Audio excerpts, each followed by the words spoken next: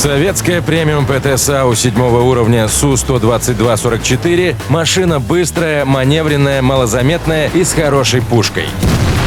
Сложная в обращении, но интересная. Высокая подвижность пригодится в боях 9-го уровня. Машина хорошо маневрирует и легко развивает свою максимальную скорость в 47 км в час. Су-122-44 может быстро менять позицию, заходить в тыл противника и сразу же убегать после выстрела.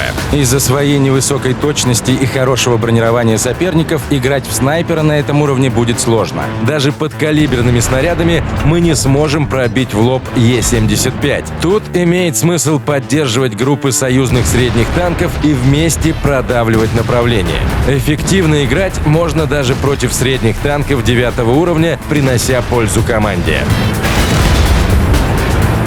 В боях с техникой 6-8 уровней практически не остается целей, с пробитием которых могут возникнуть трудности, а благодаря низкому силуэту можно эффективно стрелять из засады, не будучи замеченным.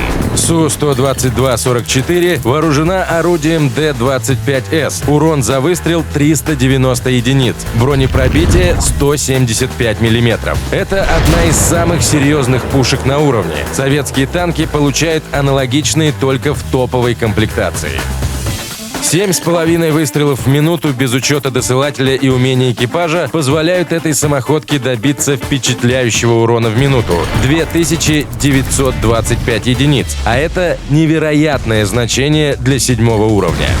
Благодаря таким характеристикам Су-122-44 один на один уверенно расправляется с тяжелыми танками равного уровня, например, ИСами, а большинство танков 6-го уровня не выдержит больше 2 попаданий. Точность самоходки, скорее всего, не позволит наносить урон абсолютно каждым выстрелом, но быстрая перезарядка вполне это компенсирует. Если же Су-122-44 попадает в топ, то на любой карте сможет чувствовать себя уверенно, действовать агрессивно и играть от брони.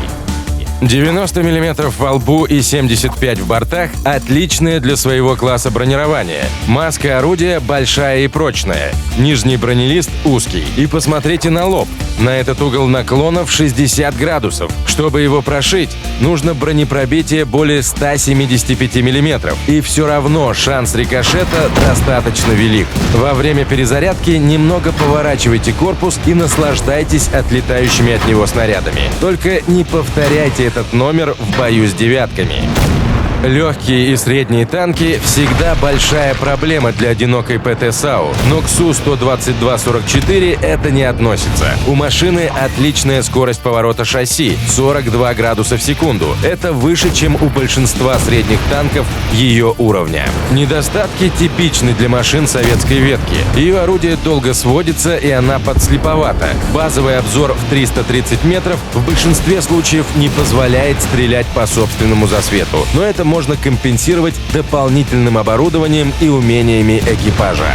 Из оборудования нужно установить досылатель и усиленные приводы наводки. Дальше есть варианты. Взять стереотрубу, либо сделать ставку на огонь по чужому свету и поставить вентиляцию, дополнительно усилив скорострельность и скорость сведения. Из умений в первую очередь командиру необходимо 6-е чувство и всему экипажу маскировка. Остальные навыки можно смело раздавать по вкусу. Эта ПТ САУ лучше всего показывает себя в команде, когда есть кому отвлечь на себя вражеский огонь и дать ей время прицельно отстреляться. В целом, Су-122-44 – это приятная машина, способная за короткое время нанести противнику большой урон, сменить позицию и продолжить дальше. Много урона, много и кредитов после боя. Заработок в удовольствие – это именно то, что можно сказать об этой самоходке.